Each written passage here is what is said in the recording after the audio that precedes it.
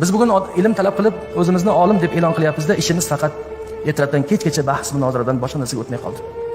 E'tibor qilyapsizmi? Oxirgi yillarda bahsga o'zlari ruju qo'ygan ahli ilmlarning gapirishlari qo'pollashib boryapti.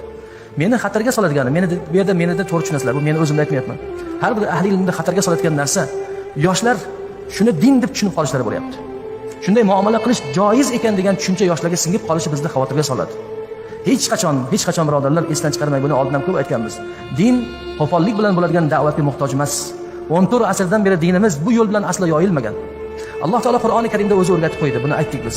Robbingning yo'liga hikmat va go'zal mau'iza bilan da'vat qil dedi Alloh taolo. Payg'ambarimiz sollallohu alayhi va sallamning da'vatlari. Qattiq da'vatlarning o'rni bo'ladi, lekin bu qattiq da'vat, u qo'pol da'vat emas, fahsh da'vat emas, so'kish yoki jargon da'vat emas. Bugun mana shu oxirgi mahallarda jargon ma'ruzasi ko'payib boryapti. Natijada nimadir yo u chalg'iyapti, yo bilmayapti-da, hatto Alloh saqlasin, ba'zan til toyilib kufr so'zlari ketib qolish holatlari ham ko'p uchrayapti.